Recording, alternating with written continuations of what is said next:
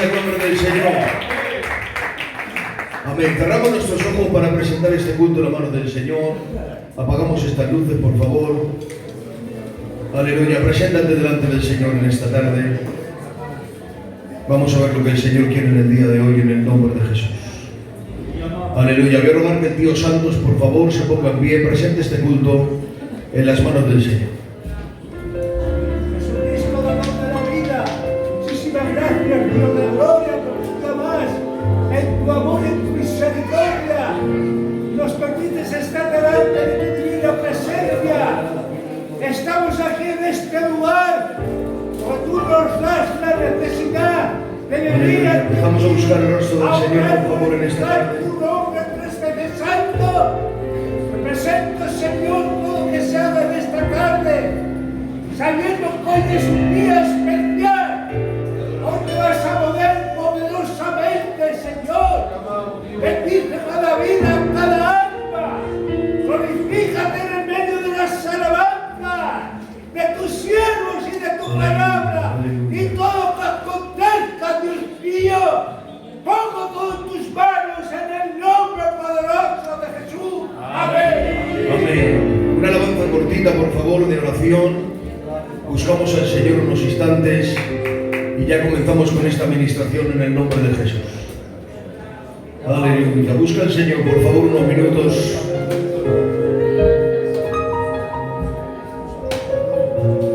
Bendita tu gracia, Jesús. Queremos adorarte.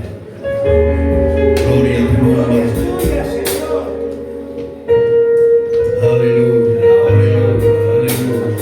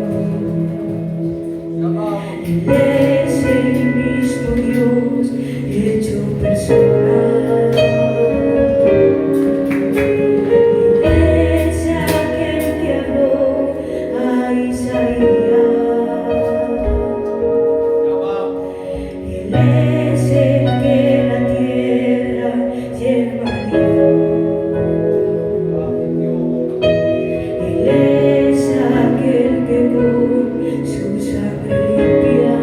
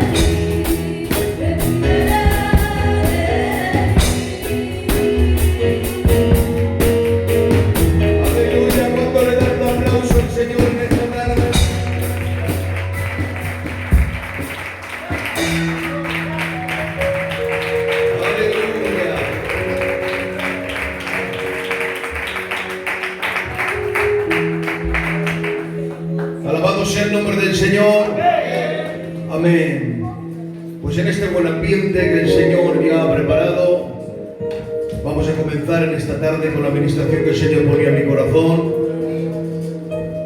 Estas son las herramientas necesarias para combatir los ataques del enemigo.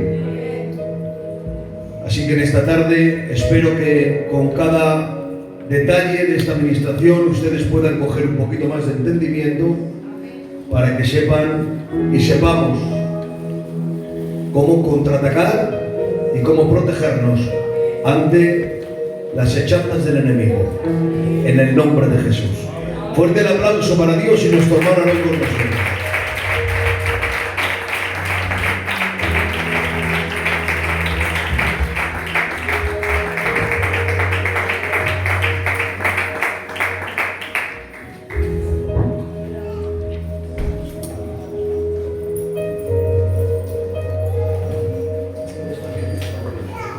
¿Cuántos dicen amén en esta tarde? ¿Cuántos dicen un poderoso gloria a Dios? Amén. Bueno, pues como ya saben, hoy tenemos la tarea de administrar un versículo de la palabra de Dios, el cual espero en esta tarde que nos habla. La verdad es que a mí me cuesta mucho predicar en 10 minutos, no sé predicar en 10 minutos. Porque yo en 10 minutos, ahí es cuando empiezo el mensaje, mientras la introducción, digo, Dios mío, ¿cómo hago yo para resumir todo eso? Pero voy a intentar en 10 minutos, pues intentarlo reducir. Si tardo mucho, me avisáis o me decís algo, amén. Bueno, a mí me ha tocado una de los elementos de la armadura del cinturón, de la armadura del soldado, y a mí me tocaba el cinturón de la verdad, donde el apóstol Pablo dice: ceñíos vuestros lomos con el cinturón de la verdad. Esta carta, hermanos, la escribe el apóstol Pablo, la escribe para la iglesia de Éfeso y la escribe estando preso en Roma por causa de predicar el evangelio por amor a los gentiles. Y Pablo, estando encarcelado en la cárcel de Roma por predicar el evangelio, Pablo se queda observando y se queda examinando la vestidura y la armadura de un soldado romano de aquel tiempo y de aquella época. Y Pablo, observando la armadura de un soldado, Pablo, dirigido por el Espíritu Santo, inspirado por el poder de Dios, Pablo nos saca una verdad bíblica para poder aplicarla a nuestra vida cristiana y aplicarla a nuestra vida espiritual. Y Pablo nos habla ceñirnos con el cinturón de la verdad. Ahora bien, ¿qué se refiere el cinturón de la verdad? ¿Qué significa ceñirse con el cinturón de la verdad? Debemos de entender que cuando hablamos del cinturón de la verdad estamos hablando de uno de los elementos más importantes de la armadura. Era una pieza que no podía faltar. Era una de las piezas más importantes de la armadura. Un soldado era tan importante que un soldado nunca iba a la guerra sin el cinto.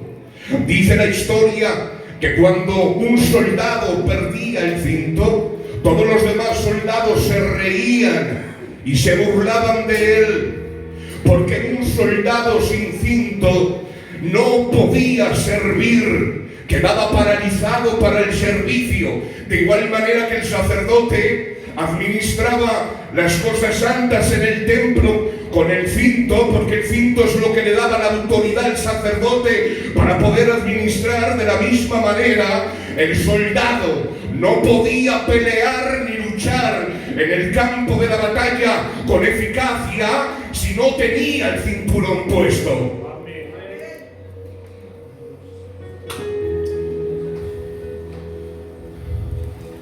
Ahora que el cinturón del soldado era muy importante. ¿Por qué? Porque en aquellos tiempos los soldados romanos vestían con túnicas muy largas, llevaban casi a los pies. Por eso el soldado romano se ponía un cinto de cuero grueso y se lo ceñía a los lomos, lo apretaba, y esto lo que hacía es que el soldado quedaba firme y toda la armadura quedaba firme. No había inestabilidad. ¿Por qué? Porque se apoyaba todo en el cinturón de la verdad. ¿Por qué? Porque la verdad es el fundamento mayor del cristiano. Porque si no hay verdad, todo lo demás se cae. Por eso la armadura se sostenía, todas las piezas de la armadura, y si caía, y si no estaba bien sujeto el cinto, todo lo demás se caía. Porque en el cinto estaba la coraza de justicia, pero también estaba la espada.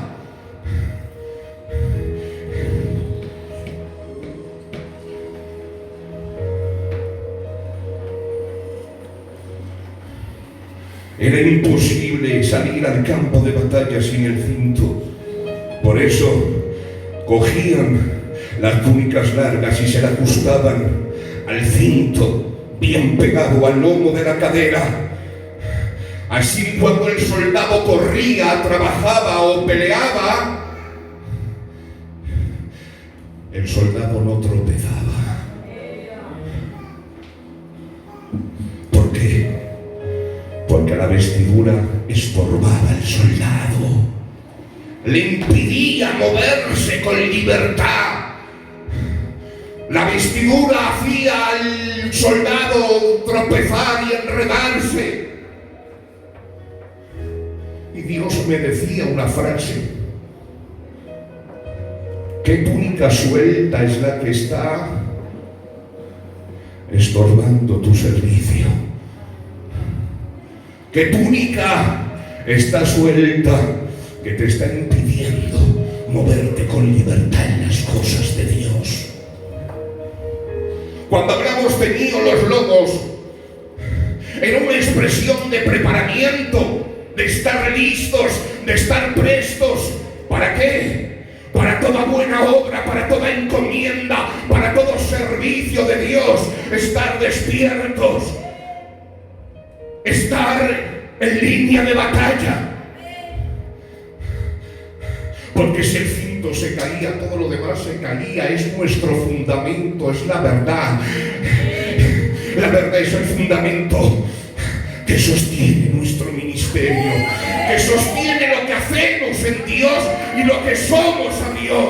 Es lo que sostiene nuestra cristiandad. Es la verdad de Dios en nosotros. ¿Pero qué es la verdad?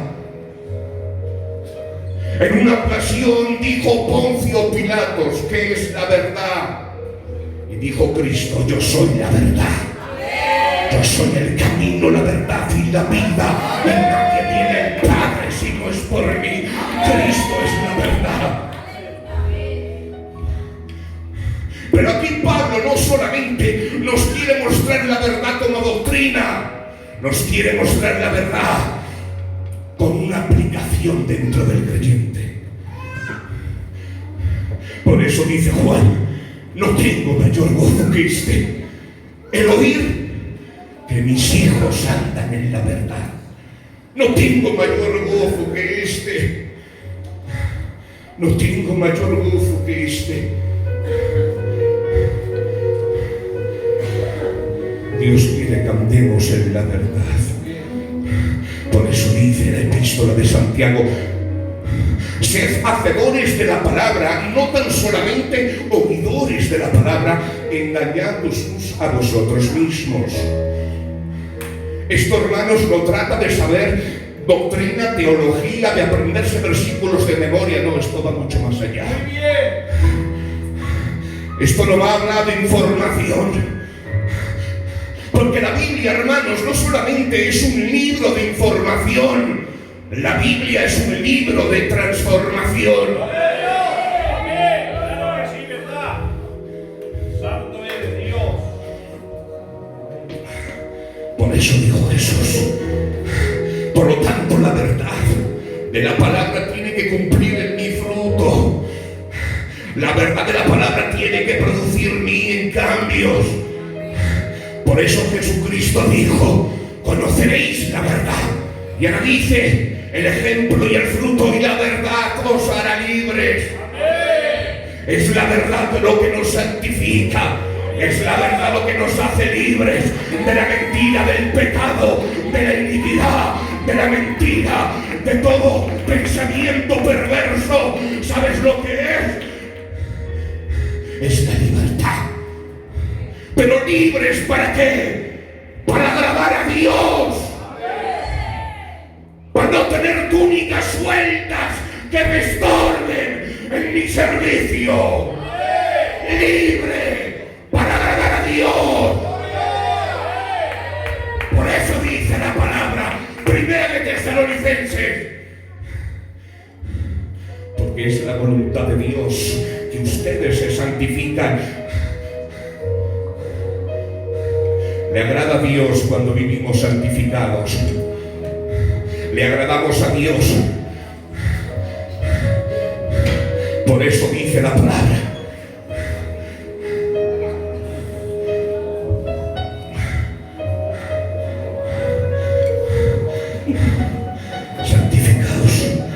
santifícalos en tu verdad, dijo Cristo. Santifícalos en tu verdad. Pablo no quería ser simplemente un portador de la palabra. Pablo quería ser un practicante de aquello que predicaba, porque ese fue el objetivo primordial del Pablo, agradar a Dios. Tanto que Pablo, después de predicar su sermón, después de predicar en la sinagoga, crucificaba, disciplinaba sus deseos carnales para agradar a Dios. Dice, no vaya a ser que después de haber predicado, ahora yo quede descalificado delante de Dios. Pablo predicaba su sermón y después de predicar su sermón se llevaba la cruz a casa para ser crucificado juntamente con Cristo, para que Cristo ya no viva más, sino Cristo viva en medio de él.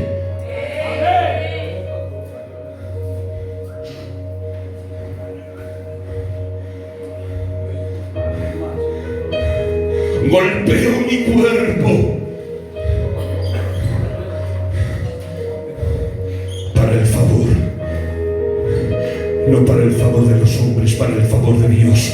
Hoy, hermanos, estamos en un tiempo que vivimos mucho del que dirá la gente, de que dirán los líderes de la iglesia, de que dirá el pastor. La pregunta es una pregunta que nunca nos hemos preguntado: ¿qué es lo que piensa Dios de nosotros? ¿Qué es lo que piensa Dios de ti? ¿Qué es lo que piensa Dios de mí? Dice Dios, tú que amas la verdad en lo secreto. Dios ama el secreto cuando eres de verdad. Dios ama cuando te mantienes íntegro delante de la palabra de Dios. Y hoy esta palabra tiene un llamado. Vuelve a la consagración, vuelve a la verdad, vuelve a la fidelidad cuando nadie te ve, porque Dios te recompensará en público. Fíjate a la verdad de Dios, fíjate a la verdad de la palabra, en el nombre de Jehová. Cuando vivamos de él, aleluya, todo en el Rey.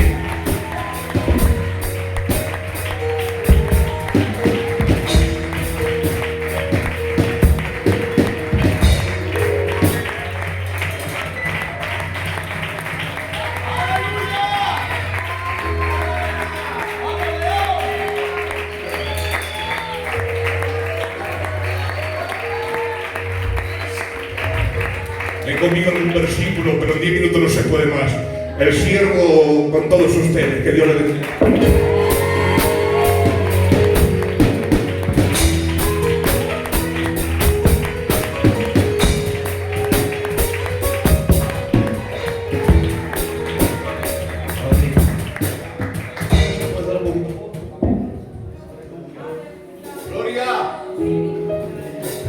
Gloria al Señor.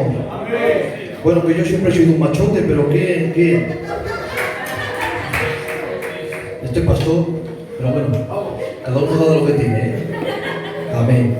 Bueno, yo voy rápido. Quisiera traer una buena hermenéutica de este texto, y la palabra hermenéutica significa una buena examinación de la palabra del Señor.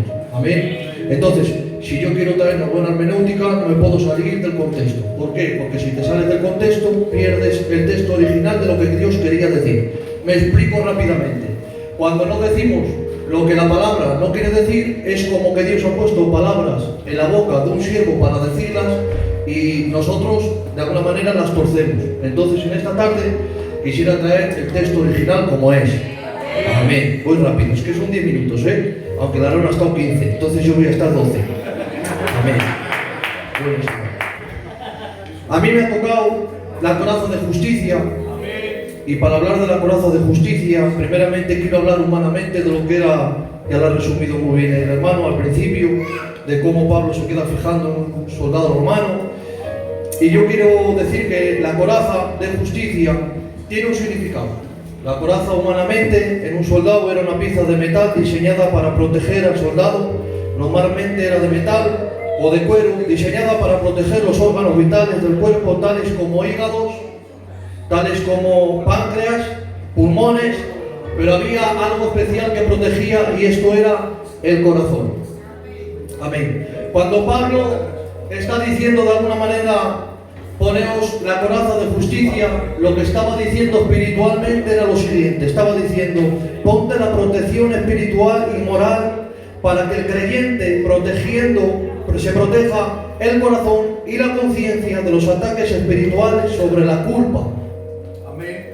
Amén. ¿Por qué? Porque el enemigo sabe que si tú no tienes la coraza de justicia bien puesta y bien armada, sabe que un ataque en la pierna puede seguir viviendo, un ataque en los brazos también, pero un ataque al corazón es muy difícil. Por eso dice, la coraza de justicia siempre tiene que estar con el soldado. ¿Por qué? Porque el diablo, que Jehová lo reprenda, es muy astuto y lanza dardos de culpa. Por eso, hermanos queridos, quiero empezar diciendo que es la justicia de Dios. La justicia de Dios es un atributo de Dios que representa su rectitud y su santidad. Amén. La justicia de Dios, según 2 Corintios, capítulo 5, versículo 21, la Biblia dice que la justicia de Dios ha sido imputada en nosotros. ¿Esto qué quiere decir? Que la Biblia dice, al que no conoció pecado, por nosotros lo hizo pecado, para que nosotros fuéramos hechos justicia de Dios en él. Amén. Te resumo todo esto. Pablo dice, vestidos con la coraza de justicia. ¿Por qué la coraza de justicia? Porque la coraza de justicia protege, entre otros órganos, el corazón. Proverbios 4:23 dice, sobre toda cosa guardada, guarda tu corazón, porque de él mana la vida. Amén. Y es que tengo que decir que la Biblia me enseña una doctrina preciosa, que es la doctrina de la justificación. En la carta a los Romanos capítulo 5 dice, porque hemos sido justificados por medio de Jesucristo, por medio de la fe. Amén. Dice, ahora bien, hemos sido justificados por medio de Jesucristo, dice, delante de Dios. Dice, y nosotros tenemos paz delante de él. ¿Por qué? Porque el enemigo sabe, y es muy astuto, que cuando uno cae y uno tropieza, lo primero que viene es la voz del enemigo, que Jehová Dios la reprenda, diciendo, no sirves, no vales, has vuelto a caer. Has visto cómo nadie puede tener confianza contigo. Has visto cómo caes y vuelves a caer otra vez, y vuelves a caer, y siempre eres el mismo. Y otros nombres que tiene Satanás, entre serpiente antigua, dragón, es acusador, porque es el perfecto acusador, que cuando has pecado y caes de rodillas, él te dice, no sirves, no vales, no vuelvas a levantarte porque da la H. ¿Cómo vas a levantarte otra vez a que ponga las manos por ti otra vez? ¿Cómo vas a levantarte si siempre estás cayendo? ¿Para qué? Para volver a caer en la misma piedra siempre. Pero hoy tengo que decirte de parte del Señor que hemos sido justificados mediante Jesucristo por medio de la fe. Hermanos queridos, su justicia ha sido imputada a nosotros. La palabra imputar significa, hermanos queridos, poner, hermanos queridos, a la cuenta de alguien. Es decir, que la culpa nuestra ha sido, hermanos queridos, a la cuenta de Jesucristo.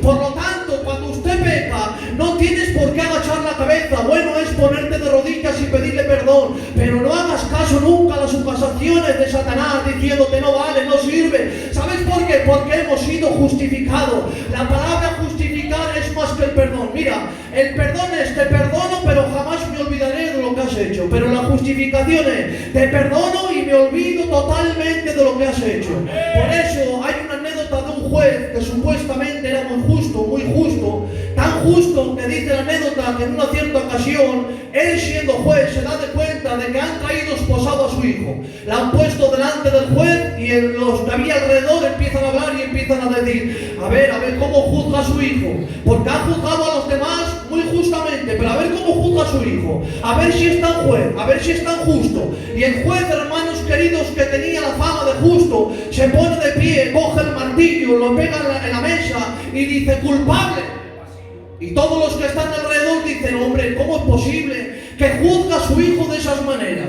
¿Cómo es posible que sea tan duro, que coja y que meta con el martillo en la mesa y que diga culpable? Si es su hijo, tampoco lo quiere, si es que no lo quiere nada, si es que la ha juzgado, ha pegado y ha dicho culpable. Pero ahora delante de todos, el juez, que supuestamente era muy justo, se baja, se quita la soga de juez, deja el martillo para juzgar, se baja, coge a su hijo, lo abraza que está esposado, le quita las esposas, se las pone él y dice, como juez, le he juzgado porque mi naturaleza hace que le juzgue, pero como padre, ahora mismo me pongo en su lugar y pago yo la deuda de él. Hermanos queridos, eso es lo que hizo Cristo por nosotros. Aunque un juez éramos culpables, estábamos rumbo al infierno, éramos culpables de la muerte de Cristo, porque dice la carta de los Romanos que todos pecamos y todos somos pecadores, pero la justificación de Él hace que cuando peques te pones de rodillas y Dios no te mira como un juez para fulminarte, sino que mira a Cristo, y mirando a Cristo ve a alguien justo, ve a alguien santo, ve a alguien puro. Hoy tengo que decirte, no te sientas de menos, eres un hijo de Dios, eres una hija de Dios. Cuando el diablo venga acusándote, sacúdete el polvo, ponte de pie y dile, es verdad que me he matado, es verdad que he pecado, es verdad que tienes razón, pero hoy te voy a decir algo, Satanás, que te voy a dar un tortazo en toda la boca. Hemos sido justificados por medio de la fe. Hoy te digo de parte de Dios, su sangre ha sido suficiente para perdonarte, para salvarte, en el nombre del Señor.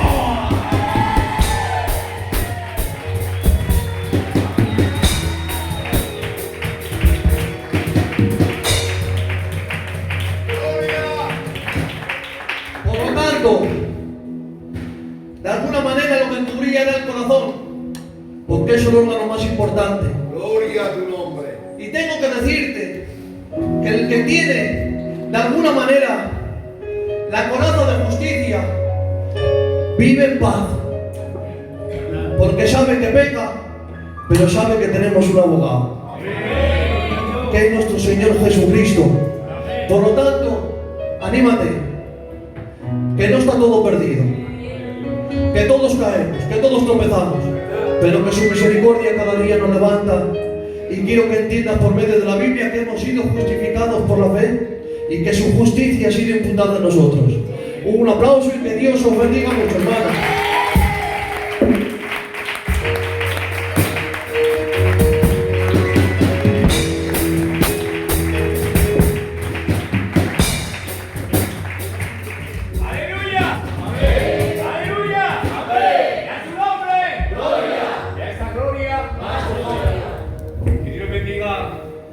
A mi hermano Aarón y al hermano Jonah. Ya ves que en esta tarde vamos tomando un aspecto para llegar a lo que es una vestidura completa. Porque te voy a lanzar esta. El cristiano y la cristiana que es incompleto en Dios no es feliz. A mí me toca las sandalias. Parece que es el final, pero es el tercero. El cinto, como ha dicho el Aarón, sustentaba algo especial. Porque todo esto lo vamos contando conforme los romanos vestían y andaban en aquel tiempo. El cinto sujetaba a la capa porque era larga y tenían que tener seguridad cuando estaban batallando para no tropezarse y caerse. El yelmo, la coraza, te protege el corazón y el cuerpo. Pero los pies también eran importantes en aquellos tiempos.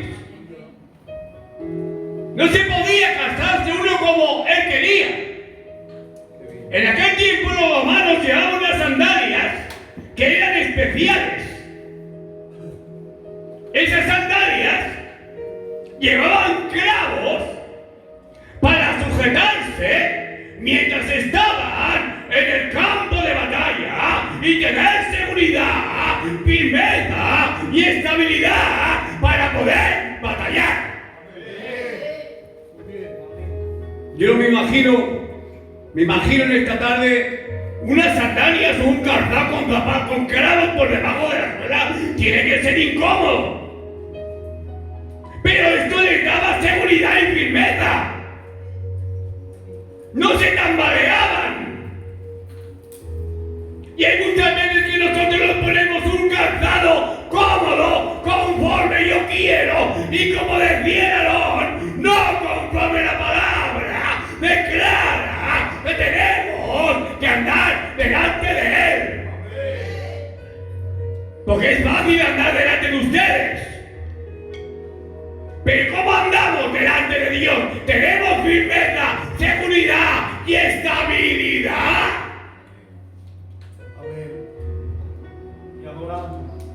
Puede faltar eso. Pero cuando uno está seguro, se mantiene firme, señores. Y no hay mayor firmeza. Dejadme, como decía Aarón, no es el saber cristología, en política, que no, es tener la palabra de Dios plasmada en tu vida, en el nombre de Jehová. Por eso dice la Biblia, lámpara en mis pies es tu palabra y lumbrera en mi caminar. Es decir, la palabra te da seguridad. Hay unos versículos por aquí que me encantan. Me encantan.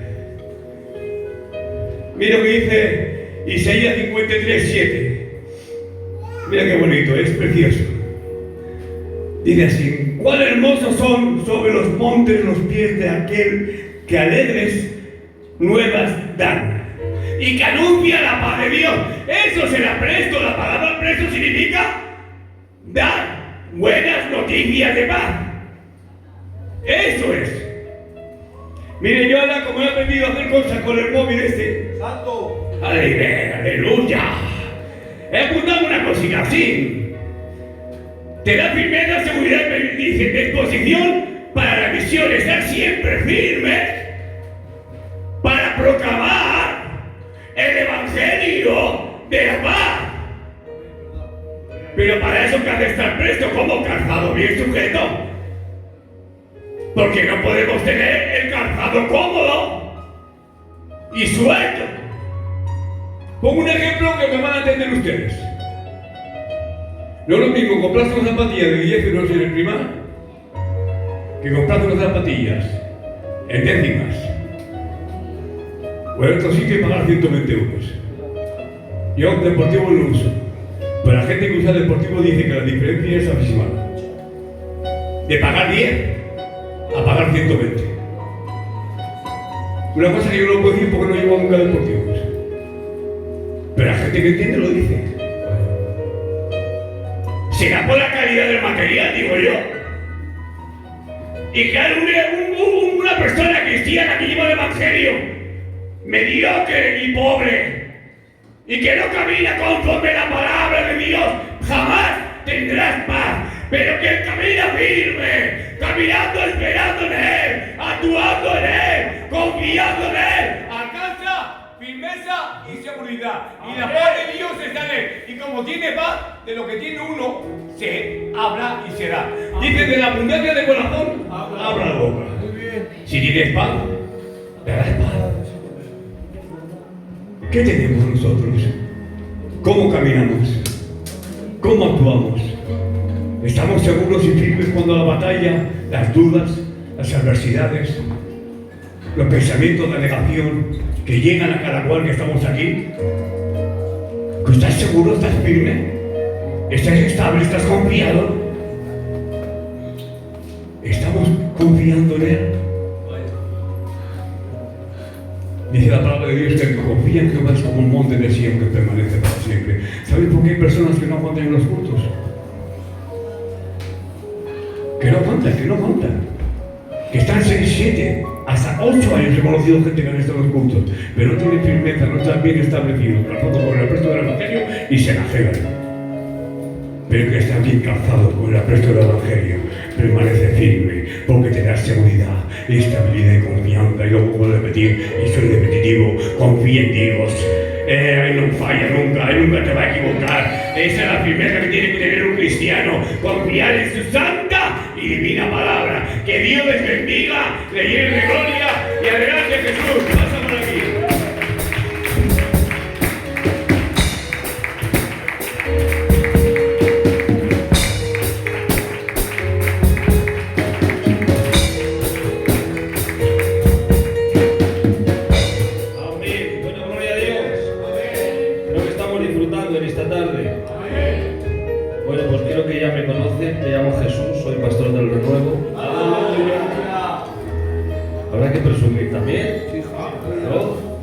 Bueno, no me entretengo. A mí me ha tocado, Iglesia del Señor, el yelmo de la salvación. Amén. El yelmo, hermanos, era el casco que se ponía el soldado, lo cual sirve de alguna manera para proteger el que algo fundamental es nuestra cabeza.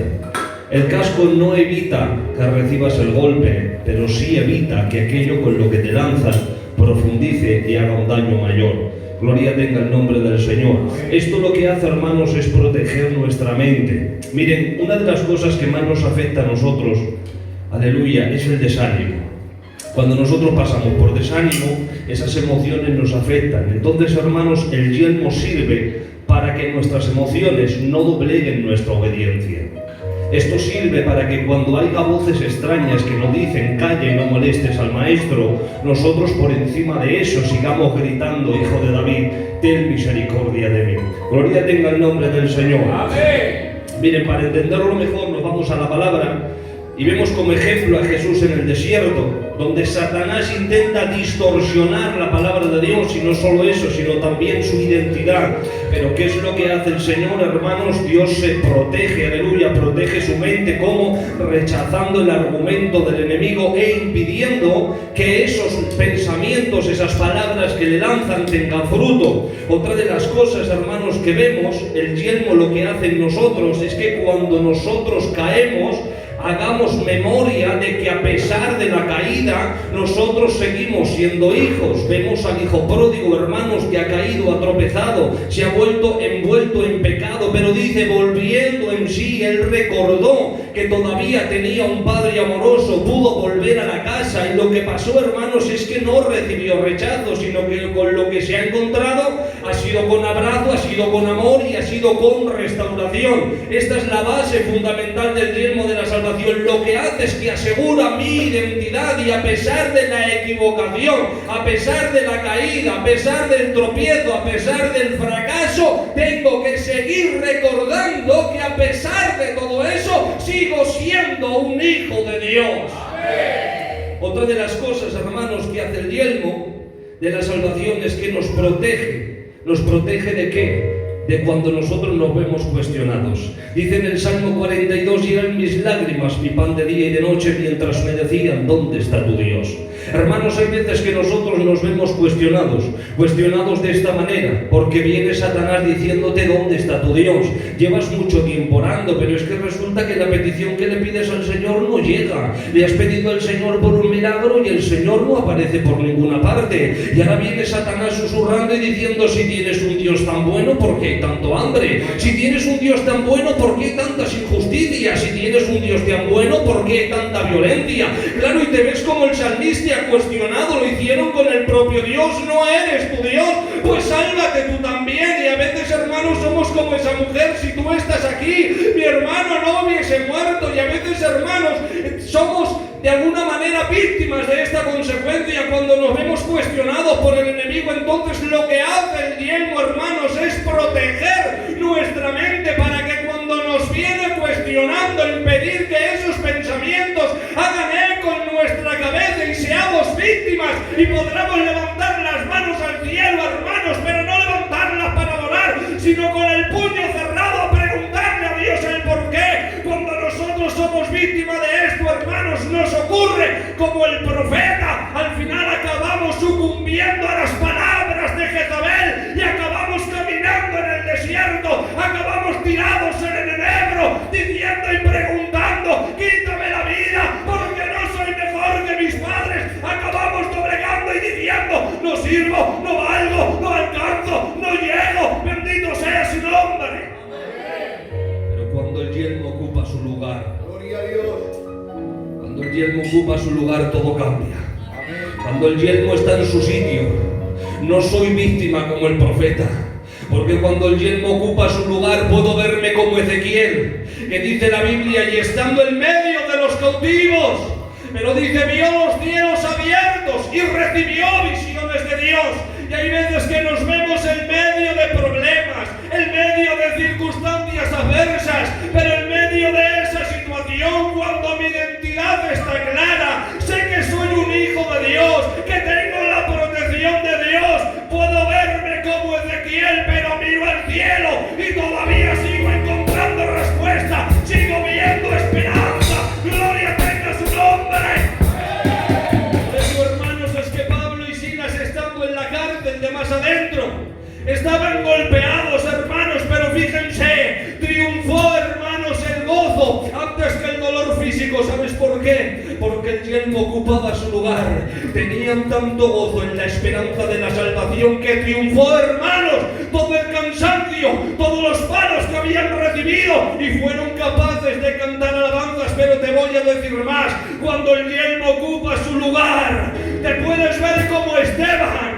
Dice la Biblia, lo estaban apedreando, pero cuando lo estaban apedreando, hermanos, el milagro no era que viera los cielos abiertos, sino que él llegó a decir: no se lo tomes en cuenta. O sea que triunfó, hermanos, el buen pensamiento antes de permitir que, viendo a la gente que me apedrea, podría haber dicho: mátalos, quítales la vida, tengo deseo de venganza, pero no. Dijo: no se lo tomes en cuenta.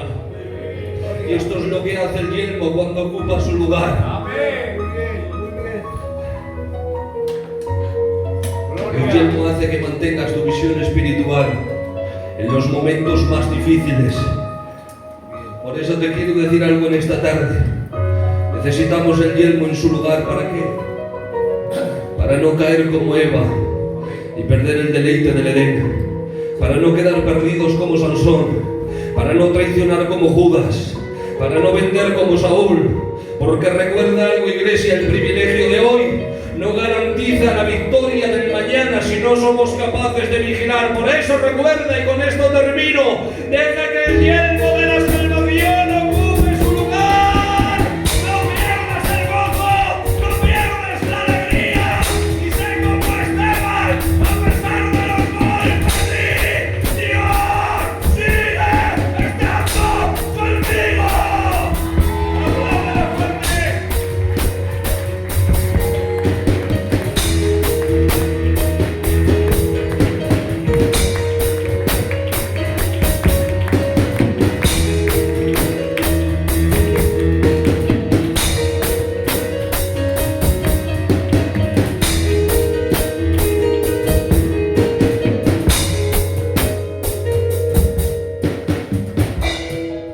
Santo Dios.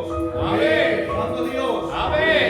Los que estén disfrutando en esta tarde, levanten su mano derecha conmigo al cielo y la iglesia lo confirma con un poderoso amén. Aleluya. Pues sin más demora, querida iglesia, vamos al grano. Amén. Efesios capítulo 6, 16. Sobre todo, tomad el escudo de la fe con el que podáis apagar todos los dardos de fuego del maligno. Miren, antes de hablar, querida iglesia, del escudo de la fe, primeramente vayámonos al origen. Miren, Pablo comienza a administrar a la iglesia de Éfeso, y en el versículo 10 Pablo comienza a decirles: por lo demás, hermanos míos, fortaleceos en el Señor y en el poder de su fuerza.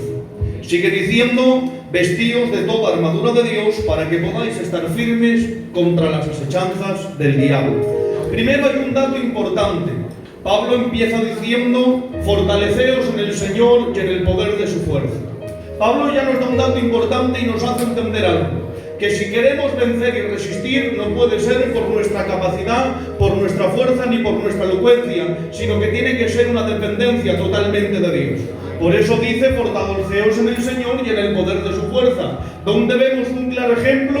Moisés en el monte. Dice la palabra que mientras Moisés tenía las manos levantadas, Israel prevalecía en contra de Amalek. Pero cuando Moisés bajaba las manos porque se cansaba, Amalek prevalecía en contra de Israel. Vemos que mientras tenía las manos levantadas y seguía dependiendo del Señor, seguía habiendo victoria en medio del pueblo. Tenemos que empezar a entender que para que haya victoria en medio del pueblo, tiene que ser a través de Cristo. Amén. Segundo dice: vestíos de toda armadura de Dios. Cuando uno se pone una armadura es para ir a una guerra. Y si Pablo dice a la iglesia de Éfesos: vestíos con toda la armadura, es porque tienen que luchar. Y cuando uno lucha, se encuentra con un enemigo. ¿Y quién es nuestro enemigo? El diablo, que el Señor lo reprenda. Amén. Y por eso, querida iglesia, por eso Pablo dice: vestíos de toda armadura de Dios, para que podáis estar firmes contra las asechanzas del diablo. Pero mire, sigue diciendo: porque no tenéis lucha contra carne ni sangre, sino contra principados, contra potestades, contra huestes de maldad. Amén. Y sigue diciendo, querida iglesia, bendito sea tu nombre. Amén. Contra huestes de maldad. Y Pablo vuelve a decir por segunda vez, vuelve a insistir: por tanto, tomad toda armadura de Dios. Amén. Me llama mucho la atención cuando dice huestes de maldad. ¿Saben lo que quiere decir huestes de maldad? Un ejército organizado, perverso y activo, que se opone en contra de Dios y contra lo que Dios ama, intentando atacarlo, que somos nosotros, sus hijos. Y estos son los enemigos que la iglesia tiene, y estos son los enemigos contra los que la iglesia debe de defenderse y atacar. Pero no te preocupes, no te molestes, estate tranquilo y siéntete dichoso, pues somos bienaventurados, pues el Señor no nos ha abandonado, ni tampoco nos ha dejado solos, pues el Señor nos ha dotado de unas armas para que nosotros podamos defendernos, pero también podamos atacar. Nos ha dejado, querida iglesia, la coraza de justicia, el yelmo de la salvación, el cinturón de la verdad, el calzado del apresto del evangelio, el escudo de la fe y la espada del Espíritu Santo. Yo me voy a centrar en el escudo de la fe. El escudo de la fe, más que para atacar, sirve para defenderse. Y en este caso, Pablo nos explica claramente de qué nos debemos de defender. Nos debemos de defender de los dardos del maligno que nos lanza. Pero miren, ¿de qué forma nos lanza el enemigo los dardos? Con pensamientos negativos, con tentaciones y con mentiras. Pensamientos negativos diciendo que no vales, que no sirves y que no vas a alcanzar nada en esta vida. Pero déjame decirte algo, que debemos de defendernos con el escudo de la fe, pero a través de la palabra. ¿Y por qué a través de la palabra? Pues dice la Biblia que la fe viene por el oír y por oír la palabra de Dios. Amén. Y cuando te vengan pensamientos negativos diciendo que no vales, que no sirves, que no vas a alcanzar nada, apagas ese fuego con las promesas de la palabra. Amén. Todo lo puedo en Cristo que me fortalece. Amén. Otro pensamiento negativo a veces quiere intentar hacernos sentir que estamos solos, que no tenemos nadie a nuestro lado, pero apagamos ese dardo a través de la palabra. Pues dice la Biblia que Dios estará con nosotros todos los días hasta la fin del mundo. Amén. El Señor también nos manda el enemigo dardos en forma de tentaciones atractivas, queriendo engañarnos, haciéndonoslo ver como bonito. Y qué mejor ejemplo que nuestro Cristo. Que Cristo, querida iglesia, dice la palabra que fue tentado en todo, mas no pecó en nada. Cuando Cristo salió de los 40 días del ayuno, Satanás se le presenta para tentarle y le dice: di que estas piedras se conviertan en pan. ¿Y cómo le contesta el Señor? Le contesta a través de la palabra. No solo de pan vivirá el hombre, sino de toda palabra que sale de la boca del Señor. Dice la palabra que de nuevo lo sube al alto del templo y le dice: lánzate, pues el Señor mandará ángeles para que te cojan, para que tu pie no tropiece. ¿Y cómo le contesta el Señor? A través de la palabra: al Señor tu Dios no tentarás.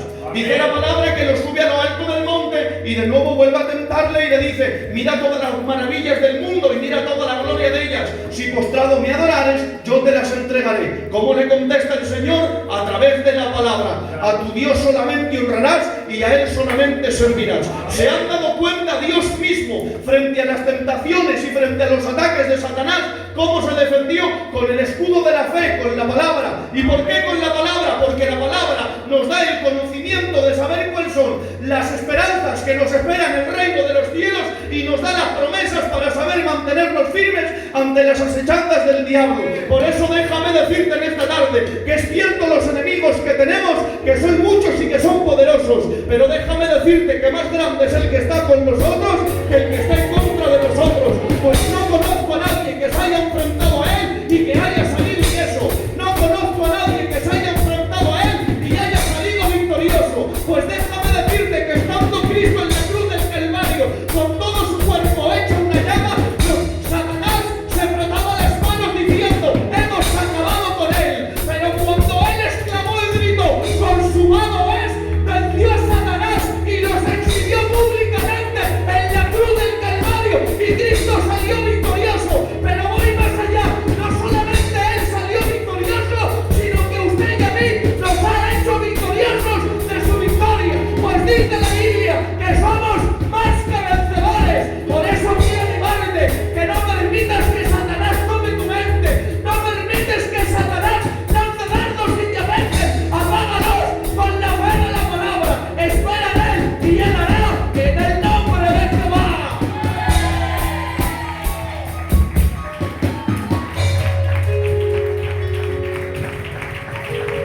Termino con esto. Nos lanza dardos con pensamientos negativos. Recibe esto de parte de Dios. Cuidado a quién le prestas tu oído. Cuidado con quién mantienes conversaciones. Porque hay frases que entran por el oído, germinan en el corazón y comienzan a dar fruto, y un fruto amargo. Por eso no permitas tener conversaciones con nadie. Porque hay conversaciones que no edifican, hay conversaciones que hieren. Cuidado con los sentimientos que permites que se originen en tu mente. Pues déjame decirte que, como me ha dicho mi hermano Jesús, hay momentos donde Satanás intenta pisotearnos, diciendo que no hay perdón para nuestras vidas. Déjame decirte que en una ocasión a Judas le costó muy caro esos pensamientos, pues acabó quitándose la vida. Cuidado con los pensamientos que dejas que gobiernen tu mente, porque te pueden llevar a la ruina, te pueden buscar un caos y pueden destruir tu casa. No permitas que Satanás tome el control de tu mente. Defiéndete con el escudo de la fe para poder apagar todo dardo del diablo. Ten una mente fría. Espera en las promesas de la palabra en el nombre de Jehová. Un aplauso y que Dios te bendiga.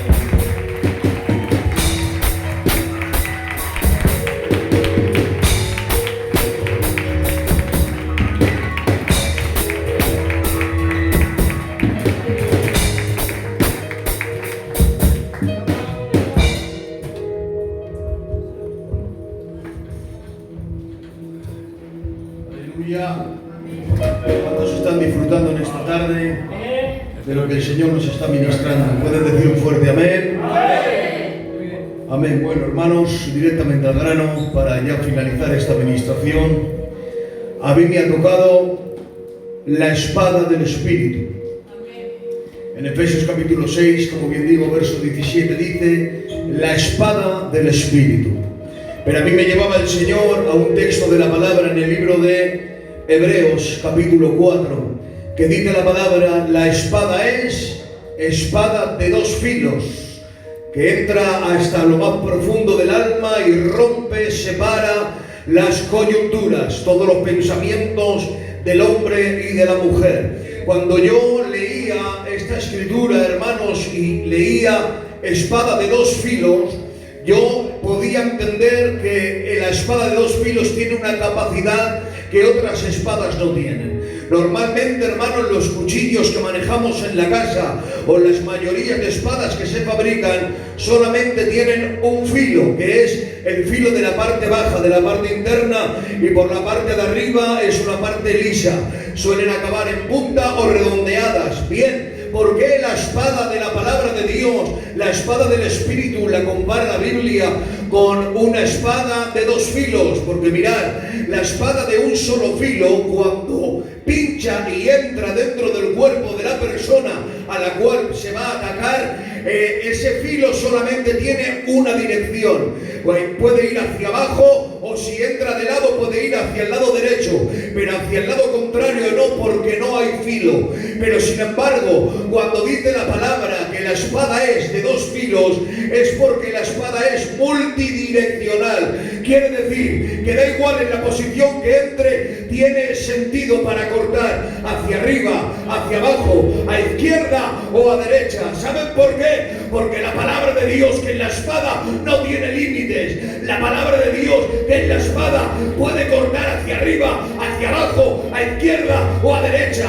Quiere decir que sea cual sea el motivo por el cual haga falta que la palabra entre, rompa, aparte y desmenuce, no tiene limitaciones, porque la palabra de Dios es una espada de dos filos que entra hasta lo más profundo del alma. Escuchen bien, la palabra, cuando se compara a la espada de dos filos, la espada de dos filos tiene un material especial, no se compone con el mismo acero que las espadas normales. Las espadas normales en aquel tiempo, da un poquito de voz, se hacían con bronce y hierro fundido. Sin embargo, la espada de doble filo es de acero. El acero es flexible. El acero es tan ligero que mantiene un equilibrio perfecto entre la empuñadura y la largura de la espada. Y ahí va, el acero es eficaz. Y lo podemos ver en la palabra. Dice la palabra del Señor, hermanos, que hay dos mujeres que están durmiendo en una habitación con dos bebés. Una se echa encima del bebé y dice la palabra del Señor que ésta acaba matando a su propio bebé asfixiado. Se levanta a medianoche sin darse cuenta su compañera de habitación y lo que hace es pegar el cambiazo, cambia a las criaturas. Por la mañana, la mamá, que no había matado a su hijo, ve que su hijo ha fallecido y no solamente ve eso, sino se da cuenta de que no es el suyo. Rápidamente se presentan enfrente de un rey, que es el rey más sabio de aquel tiempo, Salomón. Y dice la palabra del Señor que cuando estas mujeres entran en disputa, señores, ante el conocimiento humano no habría nada que hacer, porque cada uno tenía su razón. Y te digo algo, hay a veces que ante problemas que se levantan en nuestras casas no podemos hacer nada porque cada uno tiene su razón. Pero dice la palabra del Señor que mientras ellas discutían, el rey mandó callar silencio. Silencio, guardar silencio. ¿Hasta qué habéis llegado? Esto se soluciona de la mejor manera. ¿De qué manera se va a solucionar? ¿Y qué dijo, hermanos? ¿Qué dijo? Dijo una frase que fue el epicentro de ese texto. Dice el rey: traedme una espada. Traedme una espada. Y cuando aparece la espada en medio de la escena, la solución viene inmediatamente. Si no hay espada, no hay solución. Pero cuando aparece la espada, la solución ya está presente. Simplemente hay que saber utilizarla. Dice: traerme al bebé vivo, ponerlo aquí en medio, lo parto por la mitad. Mi mitad de bebé para cada una. Señores, la palabra reveló quién era la verdadera madre. Porque la verdadera madre pegó un chillo al ver la espada casi a punto de caer ante su bebé y dijo: ¡parad! No lo matéis, guardarlo, dejarlo que lo críe ella, porque la verdad que de ese momento y de esa escritura lo reveló la palabra. Y yo te digo algo en esta tarde: la palabra nos ha revelado la verdad más grande de todos los tiempos. ¿Sabes cuál es? Que el Verbo se hizo carne y que actuó entre nosotros, que no escatimó el ser igual a Dios como cosa que aferrarse, sino que la verdad vino, estuvo con nosotros, y esa verdad, ahí va, acompáñame, tuvo que ser forjada como la mejor espada. Entró en el horno que fue en Getsemani, después llegó el golpe del martirio que fue la cruz del Calvario, y después fue la preparación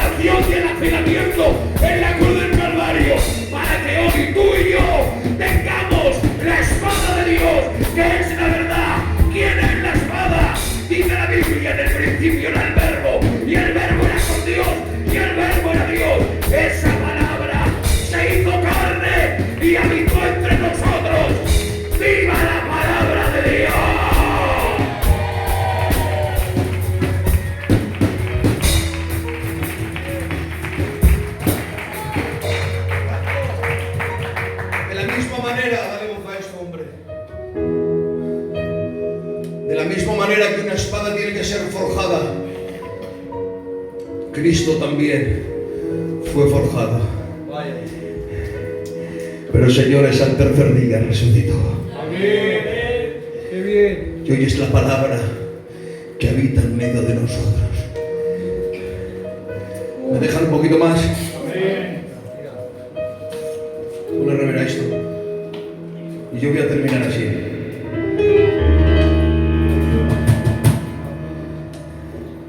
Es su palabra, la llave que abre las puertas que siempre han estado cerradas. Su palabra es esa mano que lo imposible lo alcanza. Es mi paz también, mi guerra, mi tormenta y mi calma. ¿Qué tendrá su palabra? Ahí va. Porque cuando tú me hablas, a mí se me rompe el alma. Ante ti guardo silencio para no perderme nada. Las palabras del hombre son como golpe de espada, pero están huecas y vacías y no nos sirven para nada. Pero cuando tú me hablas, a mí se me rompe el alma. Ante ti guardo silencio para no perderme nada. Por favor, en esta tarde, abre tu bendita boca, enmudece la del hombre, en la hermosa, queremos tu palabra gloriosa.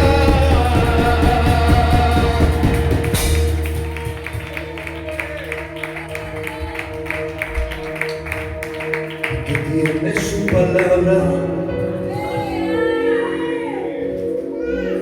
que te atraviesa el corazón como si fuese una espada, te descubre la intención, hasta te desnuda el alma. Y que tiene su palabra, te atraviesa el corazón como si fuese una espada, te descubre la intención y hasta te desnuda el alma. Anda y dime quién es este que camina sobre el agua. ¿Quién es?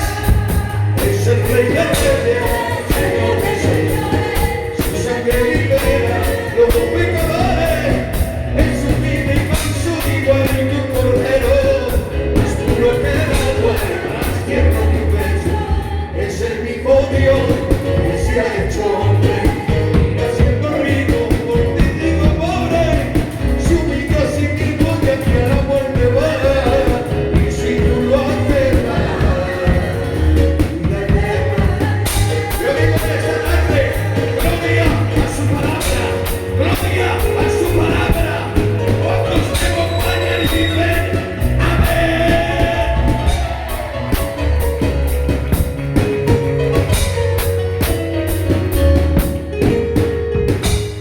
Aleluya.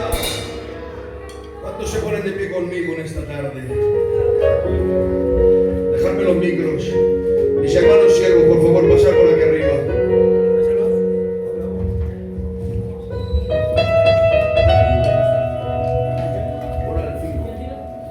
Aleluya.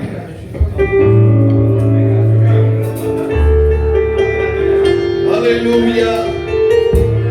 Venga, subid por aquí. Ahí va, lo digo, tengo al mejor grupo ministerial de España.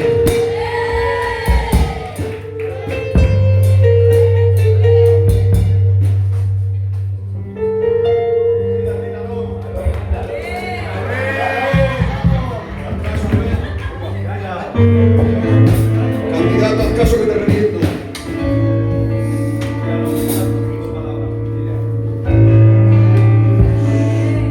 Va,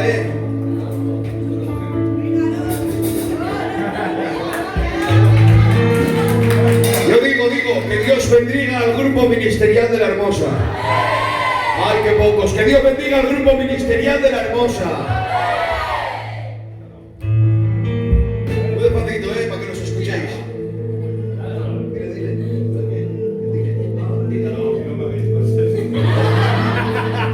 A ver cómo suena. Para que se vea, niño. Pastor de Renuevo. Las primicias son para mi Dios, para todo lo bueno. Oh, la primera sonrisa del día es para mi Cristo.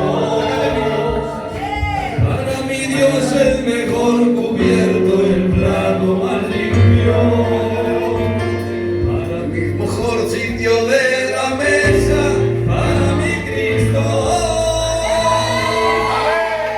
La forma cristalina y las formas relucientes. Mejor mantel que tengo, voy a ponerle.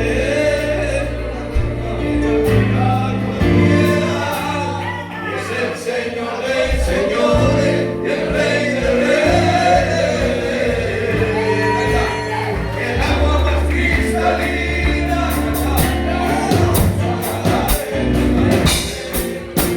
Mejor mantel que tengo, voy a ponerle. Cualquiera, es el Señor de señores y el Rey de reyes. Con qué ternura me miró, que se lo tuve que creer. Vamos esos dos, en su agonía de muerte, acuérdate de mí, acuérdate de mí. Cuando vengas en tu reino, quiero estar junto a ti, en el paraíso eterno. Acuérdate de mí. Cuando vengas en tu reino, quiero estar junto a ti, en el paraíso eterno. Me cuidará de mí, me cuidará de mí, me cuidará de mí, me cuidará de mí, me cuidará de mí, me cuidará de mí. En los fuertes vientos de la tempestad, como José en el foso de los leones, la mía cuidará de mí, como Pablo y Silas en aquella cárcel, cuidará de ti. Él va a cuidar de la iglesia.